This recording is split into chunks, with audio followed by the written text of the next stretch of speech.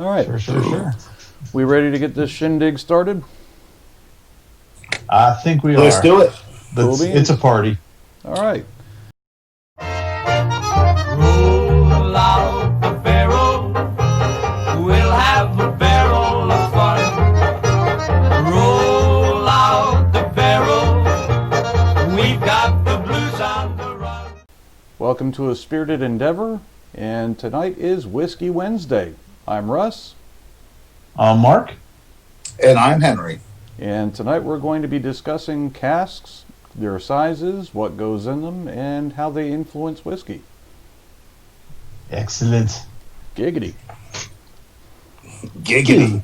Yeah. So I guess we'll get started off with just discussing the sizes and some misconceptions. The first one I want to go over is what's called the ton, which is actually spelled T-U-N, and it is the largest of the casks that we typically see associated with whiskeys, and that is 1,000 liters.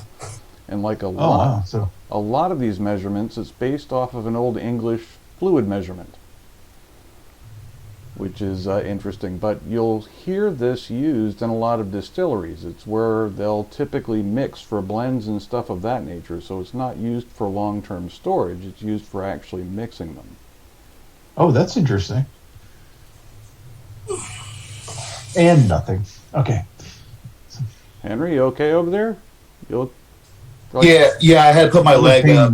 Oh, Yeah. I thought You you were, look pained, man. thought Back you were issues. constipated. Yeah. Nope, back issues. Okay.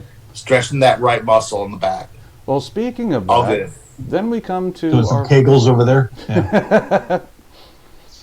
then we come to our favorite term, the butt. The bud. But And that is spelled just like you would expect. they said bud. That's right, he said butt. And the butt is 500 liters, so half of the ton. I like big butts and I cannot lie. And it is actually derived from a medieval French or Italian term. So, again, half the size of the ton. And that's one thing you'll notice as we go through these. Debut. So, Debut. and then moving on from there, we've got the hogshead, which is 250 liters. And that is likely an English pronunciation of a Gaelic word. Correct. And then the next one, which I find especially interesting, is barrel, which is 200 liters and is often used in place of cask. In other words, most people, they talk about barrels, and when they say barrel, what they really mean to say is cask, because barrel is just a specific size of cask, which I That's thought interesting. was, I mean, we do that all the time. absolutely. I use those two terms synonymously. Sure. But apparently the popularity of barrel has just gotten to the point where, well, it's like Kleenex. Kleenex is actually a brand, but the item itself is a tissue. Barrel is more or less a size. But people have used it to replace the term cask in a lot of cases, which I think is interesting. I didn't realize that until I did this research, to be honest with you. That is kind of cool, though. Yeah. And then the last one is the quarter cask, which is 50 liters and is basically a quarter of the size of a barrel. Now, the quarter cask they like to use when they're doing finishing, because there's a lot of cask to alcohol ratio there. Right. And that's a big point to make as far as the different sizes are concerned, is the size of the barrel, or cask more accurately, has a huge influence in how quickly flavor from that cask is imparted into the whiskey. Or wine. The maturation process. Sure, Yeah, absolutely. absolutely. Like Mark said, it's the ratio of liquid to surface area of the cask that influences just how quickly those flavors transfer. Right. Speaking of flavors transferring. Cheers, Yeah. guys. Cheers. Cheers. Oh, that's good. What are you guys drinking tonight? Well, in my What are you case, guys drinking tonight? that depends on at what point you asked me. Earlier I did the Bunnahabhain 12. Now I'm doing Lechaig, which of course is Scottish, so as a result it is spelled nothing like it's pronounced. Excellent. Indeed. you- Tasty. I How am about you, Henry? drinking Scapa the Arcadian. Good stuff. Nice choice. Thank you. It is a beautiful, beautiful, and I'm not gonna lie, on this nice snowy day, it's very nice and light and doesn't make you feel the harshness of the cold outside. Mm. It kind of livens up the inside. You're like, yes. I think that's a good description of it. I That's a good agree description. wholeheartedly. Let's I go am shovel not- some snow. I am not drinking a scotch tonight. I am drinking an American single malt from You Stranahan's. I know, right? Excellent. Man, this is delicious. And to bring it back to the cask, this is aged in sherry cask. Mm. So we have a lot of experience with sherry casks and port casks, and we've actually done some wine casks now that were finished in wine casks. And it's amazing what the different casks can bring to the flavor palette. Absolutely. Well, Absolutely. Yeah, and what we've noticed too, like the sherry, I mean, it'll bring the fruit flavors on there, but could also bring a little bit of dryness to it. The port casks really add like a funkiness to it. I've noticed that it's brings like a mustiness and everything, or like an earthiness to the whiskey. And then But like, let me ask you a question, and I don't mean to Of course. cut you off. But have you ever drank port wine before? I have. Okay, so how does that relate to the port cask finish? I'm not sure at this point, because I mean my experience with port is, I mean, it's very heavy and thick. It's fruit forward. It's also kind of dry, and certainly it imparts those flavors on there. But it's different than what I've gotten from like a sherry cask.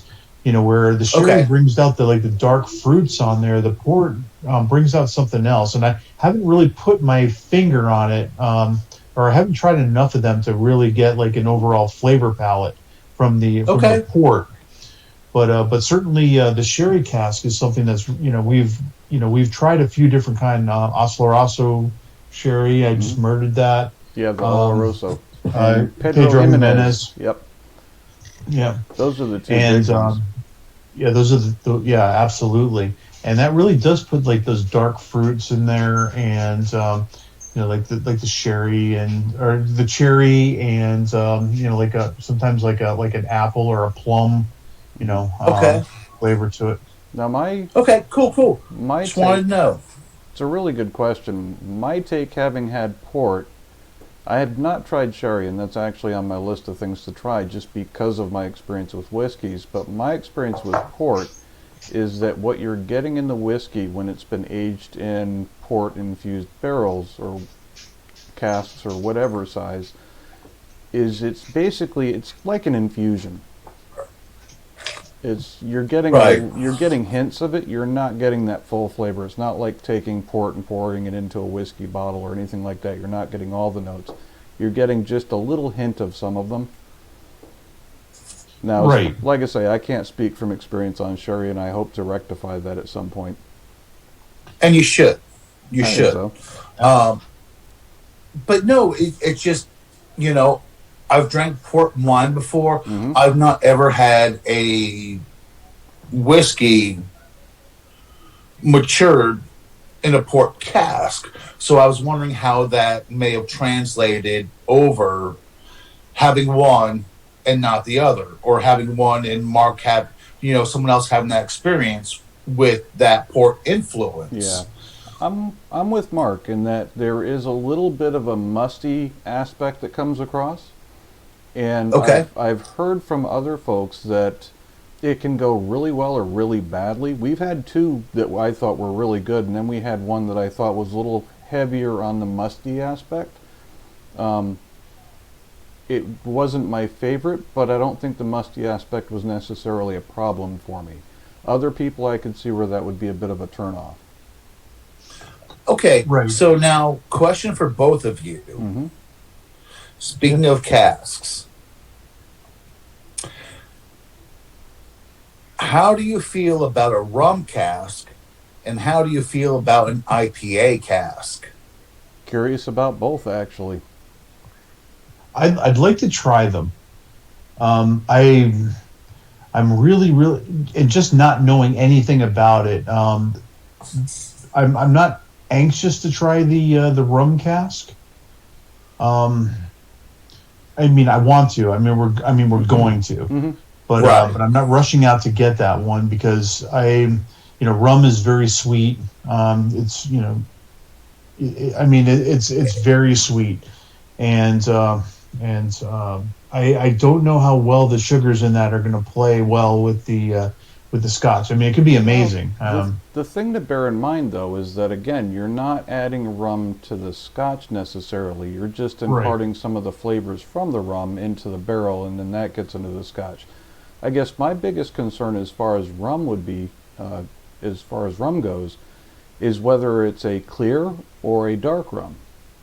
If it's a clear rum, then I really don't have much interest in that being added to a whiskey. A Scotch, yeah, because it's not bringing anything to the table there. Right. I'm not looking for the sweetness. I'm looking for additional flavors and complexity. So if it's a dark rum, I could certainly see that adding something to it. But rum in and of itself, clear rum, I don't really see as being much of a benefit. Although, again, I'm not speaking from experience. I could be way off on that. Mm. But I don't know how much of the sugars would actually translate over because, again, they've poured it out of the barrel. You just have that little residual that's been absorbed by the wood. I don't know what you're going to get as far as the sugars are concerned. Yeah, I don't know, but that's what I picture. Yeah, absolutely. And not for nothing, I always picture rum or remember rum 30 years ago I know where being you're the going. worst hangover of my life. And it could have just been shitty rum. Mm-hmm. It could have been. Don't know. Well, a lot of what we were drinking 30 years ago was shitty. Yeah, I mean, our drinks were very sweet, sugar-laden bombs, that's... Right. Rum and Cokes and Captain Morgan with fruit juices and, things along those lines, but... Yeah, stop right there. It makes me shudder now a little bit, but... and I'm not shitting on it, but, it's just... my palate has changed a lot since those days. It fit the time. As all of our palates have changed. Absolutely. Now, the one that I'm really interested in trying is the IPA influenced cask. I'm curious about that as well. See, now, I'm curious about that one because beer plays very well with whiskey. Yeah, very well with Scotch. Always has. So I can imagine those flavors being complementary. The big question is I don't. Yeah. Go ahead. The big question. Yeah, because I don't see the rum being. Oh, I'm sorry. We're cross talking. Yeah. Go ahead, Mark. I'm sorry. Yeah, because I see the rum being the flavors in that being contrary to the Scotch, but I see the IPA to be very complementary of it. So I think those flavors would pair well. Yeah, I'd be curious. The beer in and of itself doesn't concern me. I think it's interesting. It's how much hops you get in the whiskey that I'm curious about. Because exactly. Beer, you're right. It's just a part of the whiskey making process, but hops isn't. So what exactly does that impart? And that's the thing is I like IPAs. I like hoppiness. Oh, me too. That's like I just grew another hair on my chest talking about hoppiness. And I think it's going to be an interesting flavor and taste. But I really want to try it because, you have all these barrels and these casks in the different sizes and what they're used for. But if you use a smaller barrel cask, say with the IPA in it, how much is that whiskey good influence of that? Right. And I'm really excited that I really want to try that because Like, if I find a Scotch that tastes like IPA, Well, you're not going to find a Scotch that does. You'll find an American whiskey that does, but Scotch you won't. no, you Because they can't won't. call it But Scotch. Well, I guess technically they could. I guess for me the big thing would be there's a difference between aging versus what they do after the aging process. So, for example, a lot of whiskeys, whether American or Scotch, they'll age it in ex-bourbon or in new oak, and then once the aging process is done, then they put it in for a very short period of time into a barrel that's got, say, an IPA or sherry or something like that. It's done after the aging process. It's just to add a little flavor. And that way you don't get beat over the head with that flavor, like with a rum, for example. As opposed to, hey, I aged this thing for 10 years in a sherry cask. You're going to get a crap ton of sherry.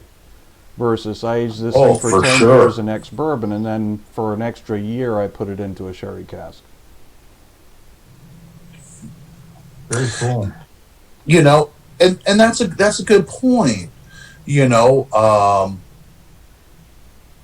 you can actually start the maturation process off Mm-hmm. in a ton barrel, Yep. Mm-hmm. and then the closer you get to, say, finishing, like, say you taste it and you're like, okay, this is good enough, then you can start pulling the scotch off and putting it in different barrels, Yep. casks, if you will. You know, whether they be, they're probably going to be smaller and have different influences in it to get different flavors from it. But that's the beauty of this whole thing. You brought up a good point. So maturation is the age statement you see on the bottle. Correct. Finish does not count towards maturation. No, it does not. So I can take a 12-year off the shelf here. This 12 years, that's the maturation. But then they can take that and put it an extra year in a sherry cask and give it a little extra flavor. But again, that doesn't count towards the actual age statement. Correct. Right. And I forget which one it was. I was what scotch I was looking at, and they actually had the finished age on it. Mm-hmm. And so that goes through the maturation process, and then whatever they do just afterwards, whatever kind of, you know, cask they put it in. And I, you know, the thing I like about those smaller quarter casks and everything like that is it just imparts a lot of flavor into a scotch really, really quickly. Sure. But we've also seen some whiskeys that have had multiple finishes. Yeah. So Really? yeah. Well, some of the triple woods and things along those lines. Oh, true. Yeah. Well, But it will have multiple finishes. another good example is Angel's Envy. Pretty much everything that they sell has got a finish. So they do a bourbon, they do a rye. Both of those are matured as required to be a bourbon or a rye, classified here in the States. But then they do a finish after the fact in a port cask for the bourbon, and I don't remember what they're using for the rye, but something similar. But here in the U.S., to be considered a bourbon, it has to be matured in a new oak cask for a certain amount of time. New oaks, never used. And New oak. at that point, it's bourbon. Now you can go and do a finish after the fact. And that's what they're doing with Really? Angel's Envy. It actually makes... So the nice thing about Angel's Envy, as far as the bourbon is concerned, is that port influence rounds off a lot of the sharp flavors that you generally get from the barrel spice. So it's a much easier drinking bourbon than what you typically find. No shit. Nope, Yeah, no absolutely. shit. Well, we found that that broken barrel that was aged in an Isla cask. Yep. Which was pretty awesome. You know, yeah, I mean, it was just crazy to find, you know, something that was an American whiskey, American single malt, and then they aged it in an Isla cask. Yes. And that was really cool. Amazing. Yeah. Yeah. I love the fact that people are looking into that now. They're not getting so hung up on, okay, I've met the requirements for this to be a bourbon or whatever, X item, and now I'm going to sell it as is. They're actually looking into imparting other things to them and adding that complexity. I think that's awesome. Experimentation I is do great. too. It really is, because I mean, you think about what Scotland uses for all their casks, and from wherever in the world they get them, and they have these casks 50, 60 years.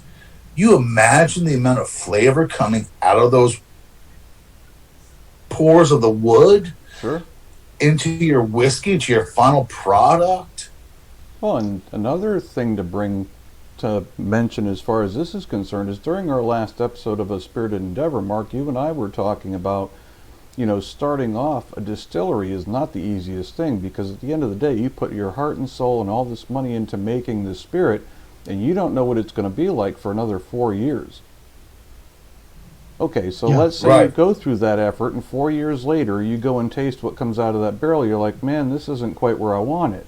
Well, that's where you can then put it into a barrel with a little bit of sherry or port or whatever to kind of round off the edges and bring it to a point where you can sell it and make a profit.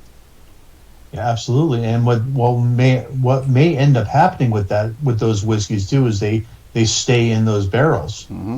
And now all of a sudden that after 5 years, after 4 years, and they'll taste it, and then they'll say, okay, well, it's not ready yet, and they're just going to put it away, and they're going to try it again, another 4 years, and it's not ready yet, and pretty soon, those years have stacked up, and now you have a 25-year-old or a 30-year-old whiskey. Mm-hmm. But that's the one thing about Brooklady, because if you look at the history of the distillery, Mm-hmm.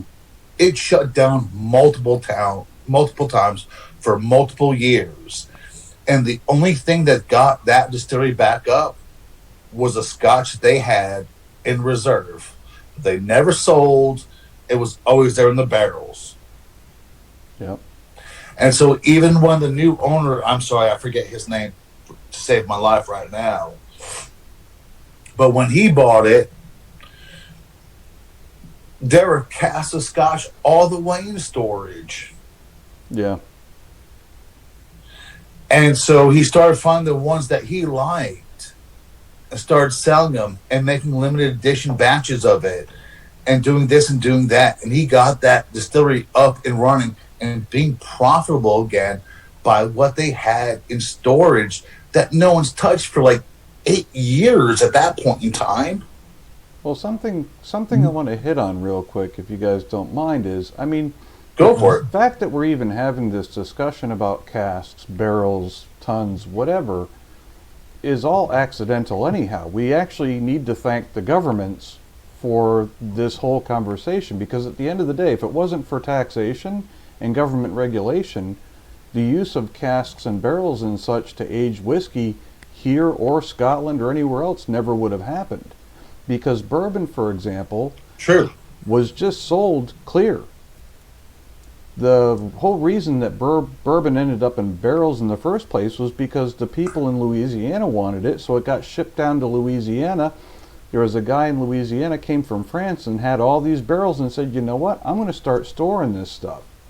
And that's how bourbon ended up with its color, as well as, again, that's how it got its name, was from Bourbon Street in Louisiana. The same thing happened in Scotland, though, all these farms would distill their excess grain and sell it off to their locals. Well, as the tax man started making it more difficult to do that, to produce whiskey, they then started trucking it over to other further locations. Well, you have to have a way to transport it. Barrels or casks is the way you do it, and hey, it arrives and it's got this unique flavor to it. So it's interesting that it kind of became its own thing. Yeah, thank God they use barrels instead of sheepskins. Yeah, no kidding. True. But if you look back at it, I think I know I'm going to get the date wrong, but it was the late 1400s. The King of Scotland commissioned a friar to make water of life. Mm-hmm. And he gave him all the ingredients. I'm sorry? Aqua vitae. Aqua vitae. Ishkibaha. Yeah. And from what they're saying, from the articles that I've read, gave him enough money to make 1,500 liters of scotch. You know, and I'm gonna. It's an interesting point, and I'm gonna have to look into it. And apparently, there's only been 3 whiskeys or 3 scotches that have been commissioned by the court of Scotland. And I'll look them up, and I'll get back to you because that could be an interesting subject right there.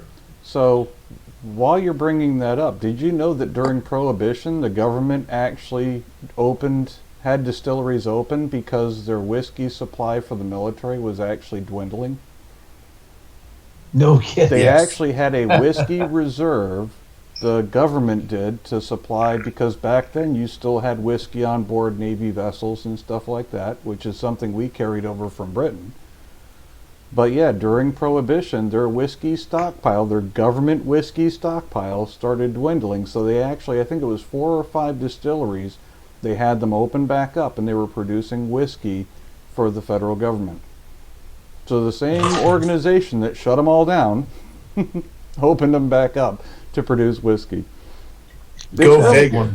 It's really interesting to see how government has basically affected the path of whiskeys everywhere, whether it's Ireland, Scotland, the U.S., all over. But I think no matter the government intrusiveness into all of it, it's led to people being inventive, and it's actually helped create a culture that is so far outside of what anybody else could have ever imagined at that point in time. Oh, absolutely. Now, like... Well, to your point there, the bootleggers back in the day, they ended up becoming eventually, they ended up becoming legitimate businesses out of this. But they're yes. Grandma and Papa, they never went legal. Oh, there are certainly some. That doesn't surprise me. It doesn't surprise me at all. I've seen the remnants of that still. But you're absolutely right, though. A lot of the ones that were bootleggers, especially when it comes to bourbon or scotch for that matter, did end up going legit. Right. And that's what we have now. Prohibition closed a crap ton of distilleries, and what we have now, you look at the bourbon industry, and they all work together now, whereas they didn't before. They were all competitors. The same thing happened in Scotland. Absolutely. So what was once fragmented as a result of the government intervention or involvement, we ended up with the use of interference. We ended up with the use of casks all over the place, and you ended up with industries that actually formed together to support one another.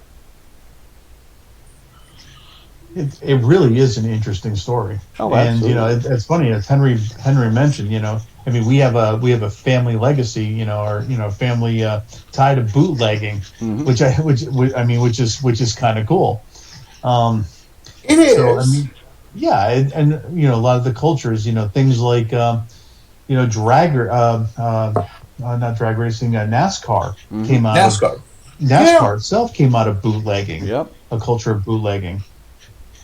So just interesting stuff that this industry has brought onto the world, and and influenced it in some major ways. Yeah. Well, let me kind of try and rephrase you there for a minute.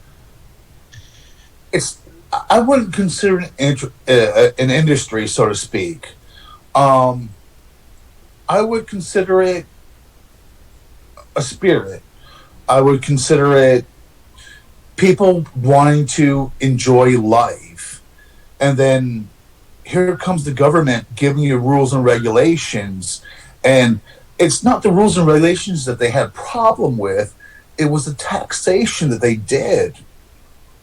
And so then everybody went underground at that point in time, and it all boils down to taxes.